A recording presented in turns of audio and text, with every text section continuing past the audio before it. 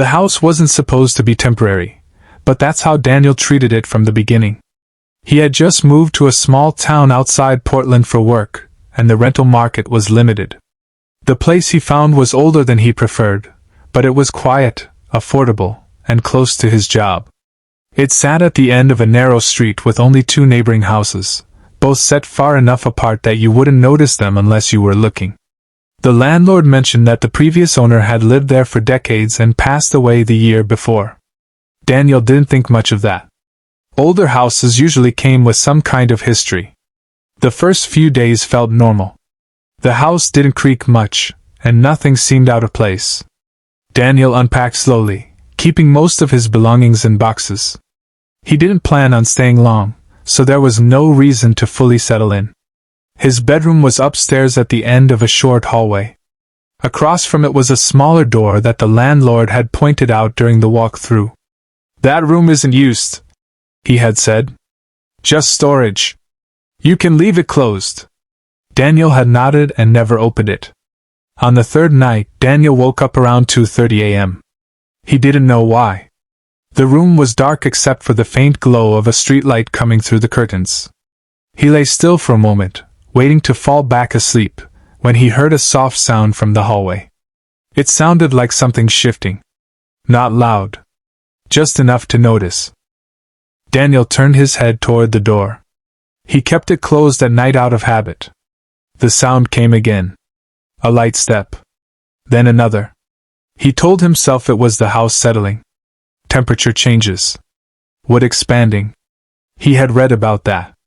Still, he listened. The footsteps moved slowly across the hallway. Then they stopped. Right outside his door. Daniel held his breath without realizing it. He waited for the doorknob to move. It didn't. Instead, he heard something softer. Breathing. Close to the door. He stayed completely still. He didn't reach for his phone. He didn't move. The sound lasted maybe 15 seconds before it stopped. Then the footsteps continued. Down the hallway. Toward the stairs. Daniel didn't sleep much after that. The next morning, he checked the house carefully. Doors locked. Windows closed. Nothing out of place. The hallway looked exactly the same. He convinced himself it had been a half-dream. Something between sleep and waking. The following night, he made sure to lock his bedroom door. He wasn't sure why. It just felt necessary. At 3:12 a.m., he woke again. This time, he knew what had woken him. The sound was clearer. Footsteps. Slow. Deliberate. They started near the stairs and moved up the hallway. Daniel sat up in bed. His eyes were fixed on the door. The steps stopped again. Right outside. The doorknob moved slightly. Just once. A small shift, like someone testing it. Daniel's chest tightened. The handle didn't turn further. The door stayed closed. After a few seconds, the footsteps moved away again. But this time, they didn't go toward the stairs. They went in the opposite direction. Toward the unused room. Daniel heard the other door open. A slow creak. Then close. The house went quiet. Daniel stayed awake until morning. He avoided that side of the hallway all day. But around evening, curiosity got the better of him. He stood in front of the unused room. The door looked normal. Slightly worn paint. Old handle. He turned it slowly and pushed it open. The room was empty. No furniture. No boxes. Just bare floor and a single small window.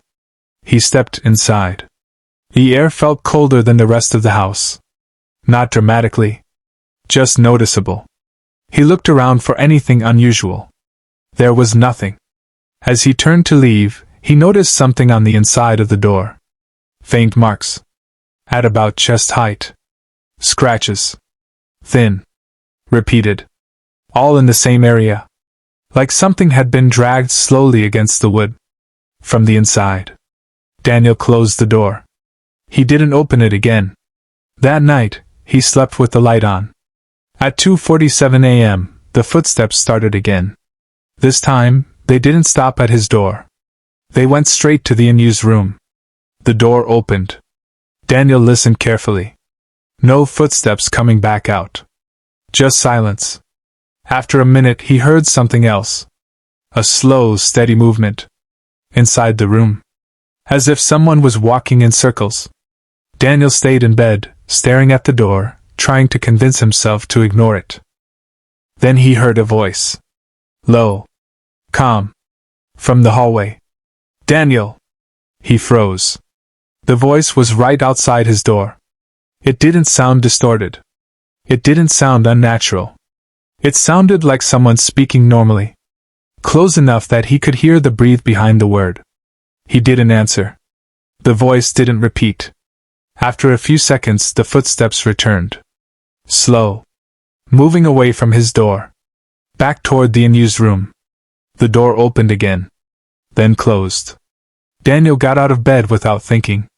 He walked to his door and unlocked it. The hallway was empty. The unused room door was closed. He stood there, listening. Nothing.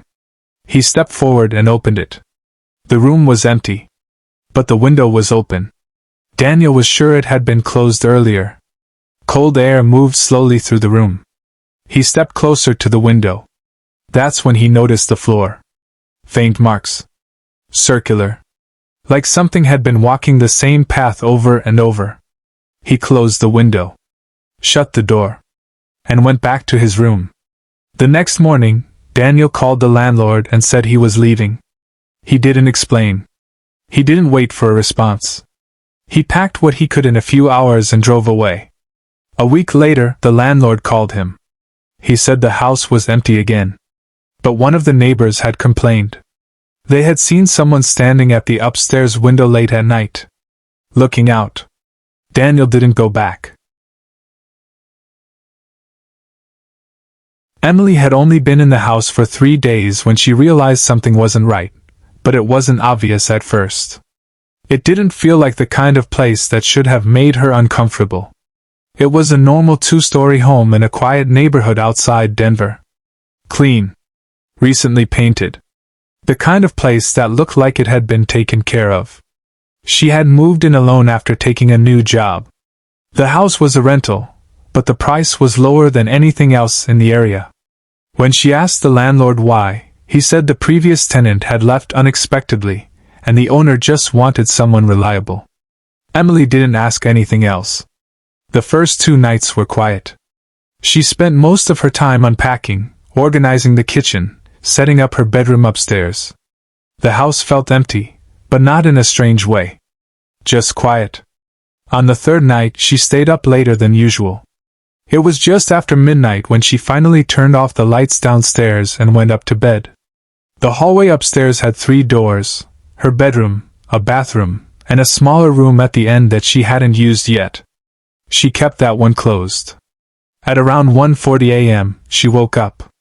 She didn't know why at first. The room was dark, and everything seemed still. Then she heard something downstairs. It was faint. A soft movement, like a chair shifting slightly across the floor. Emily stayed still, listening. The sound came again. This time clearer. A step. She sat up slowly. There was no one else in the house.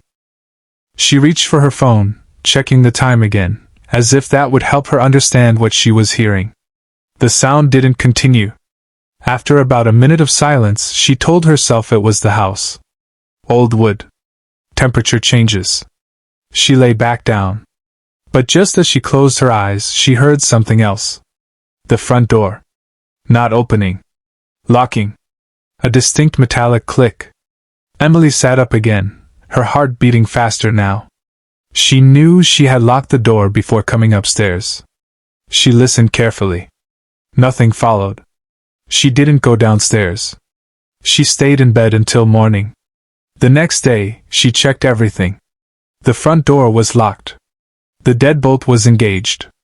Nothing looked out of place. She almost convinced herself she had imagined it. That night, she made sure everything was locked again. She even double-checked the windows. Around 2:05 a.m., she woke up again. This time, it was immediate. She heard footsteps. Not downstairs. On the stairs. Slow. One step at a time. Emily felt her chest tighten. The steps continued. Calm. Measured. They reached the top of the stairs. Then stopped. She stared at her bedroom door. The hallway light was off, so only darkness was visible through the small gap beneath the door. The footsteps didn't move closer. They just stayed there. As if someone was standing in the hallway. Waiting. Emily didn't move. She didn't breathe any louder than she had to. After what felt like several minutes, the footsteps started again. They moved down the hallway. Past her room. Toward the unused room at the end. The door creaked open. She had left it closed. The sound was slow. Deliberate. Then silence. Emily stayed awake until morning. When she checked the hallway later, the door to the unused room was slightly open. She was sure she hadn't left it that way. She stood there for a long moment before pushing it open. The room was empty. No furniture. No boxes. Just a closet in the corner. She stepped inside. The air felt stale, like it hadn't been disturbed in a long time. She walked to the closet and opened it. Inside, there was nothing. But on the inside of the closet door there were marks. Not scratches. Lines. Drawn carefully. Tall vertical lines, repeated over and over, covering the inside surface. She couldn't tell what they were supposed to be. They weren't random. They were too consistent. She closed the closet. Left the room. And shut the door behind her. That night, she didn't sleep right away. She kept the hallway light on. Around 1:58 a.m., she heard the front door again. The same sound. The lock turning. Emily sat up slowly. She listened. A few seconds later, she heard footsteps. Inside the house. Moving across the living room. She got out of bed this time. Quietly. She stepped into the hallway. The house was silent. The front door was still closed. Locked. She walked halfway down the stairs and stopped. The living room was dark. Nothing moved. She went back upstairs. As she reached the hallway, she froze. The unused room door was open. Wider than before. She was sure she had closed it. She didn't remember leaving it like that. She stood there, staring at it. Then, slowly, she heard something inside. A soft shifting sound. Like someone moving their weight. Emily didn't go in. She stepped back into her room and locked the door. She stayed there, listening. The sound continued for a few seconds. Then stopped. After a long silence, she heard footsteps again. This time, they came out of the room. Down the hallway. Toward her door. They stopped right outside. She held her breath. The handle didn't move. No knocking. Just stillness. Then a voice. Quiet. Close. Emily. Her name. Spoken clearly. She closed her eyes. She didn't answer. The voice didn't repeat. After a few seconds, the footsteps moved away. Back down the hallway. The unused room door opened again. Then closed. Emily stayed awake until daylight. The next morning, she packed everything she could. She didn't call the landlord. She didn't leave a message. She just left. A few days later, she checked the listing again online. The house was available. Same price. Same photos. Nothing changed. Except one detail she hadn't noticed before. In the listing description, there was a single line at the bottom. Upstairs room remains locked. Emily knew that wasn't true. Because she had opened it herself. And whatever was inside had known her name. Ryan didn't believe in anything supernatural, and that was part of the reason he accepted the job. It paid well for something that required very little interaction. A property management company had hired him to stay overnight in a house that had been sitting empty for several months. The previous tenants had broken their lease early, and the owners wanted someone to monitor the place until new renters were found. It wasn't security work exactly. Ryan's job was simple: stay in the house for 3 nights, make sure nothing was damaged, and report anything unusual. There had been a few complaints from neighbors about lights turning on late at night. The company wanted someone physically present before listing the property again. The house was located outside a small town in Northern California. It sat on a wide lot with no immediate neighbors, surrounded by dry grass and a few scattered trees. The nearest house was far enough away that you couldn't see it clearly from the driveway. Ryan arrived in the afternoon. The place looked normal. 2 stories. Clean exterior. Recently maintained. Nothing about it stood out. Inside, it was completely empty. No furniture, no decorations, no personal belongings. Just bare rooms and quiet space. Before leaving, the property manager handed him a small monitor. "There are cameras installed," she said. "Just for the main areas. Living room, hallway, and back entrance. You don't have to watch it constantly, but if anything feels off, check the feed." Ryan nodded. That night, he sat up in the living room with his laptop and a folding chair he had brought with him. He didn't plan to explore much. There wasn't anything to see. The first few hours were uneventful. Around 11:30 p.m., he checked the monitor for the first time. 3 camera feeds. Living room, empty. Hallway, empty. Back door, closed. Everything looked normal. He placed the monitor on the floor beside him and continued working. At 12:46 a.m., he heard a sound upstairs. It was faint. A soft movement. Ryan looked up toward the ceiling. The house was still. He waited. Nothing followed. He stood up, walked to the base of the stairs, and listened. Silence. He told himself it was just the structure settling. He returned to his chair. A few minutes later, the monitor made a quiet beep. Motion detected. Ryan picked it up. The hallway feed was active. He stared at the screen.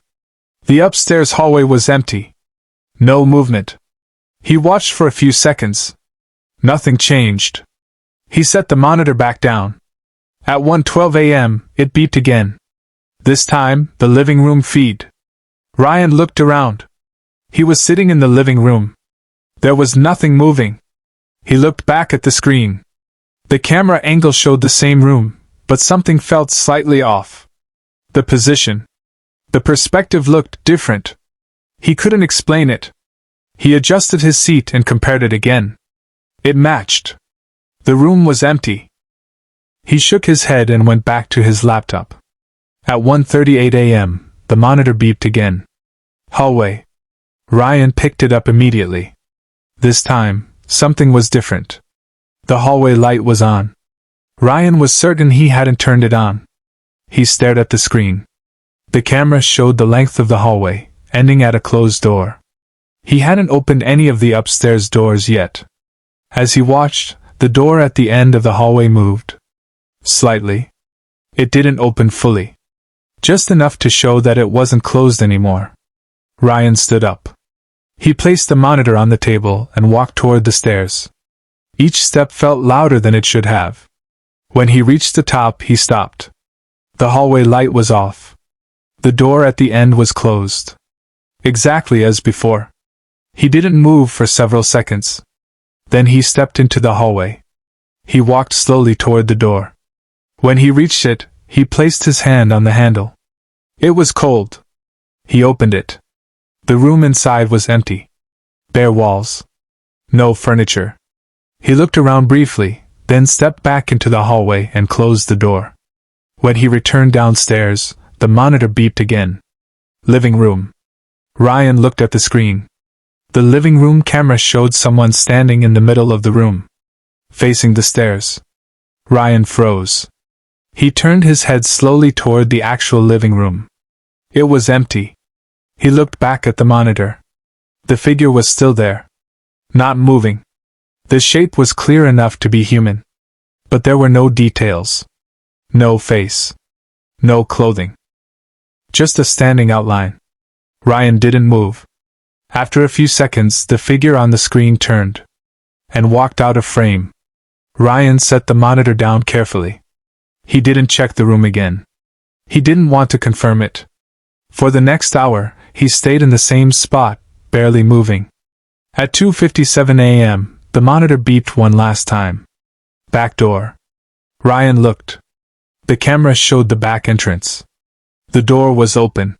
He stood up immediately. He walked to the actual back door. It was closed. Locked. He turned the deadbolt to be sure. Still locked. When he looked back at the monitor, the door on the screen was still open. And something was standing just outside it. Not entering. Just there. Ryan turned the monitor off. He didn't turn it back on. He stayed in the living room until sunrise, sitting in the same chair, facing the front door. At 6:14 a.m., he left. He didn't complete the remaining nights. When the property manager called him later, asking what had happened, he told her there was an issue with the camera system. He didn't explain further. She said something that made him pause. "We already had the cameras removed," she said. "There aren't any installed in that house." Ryan ended the call. He never went back.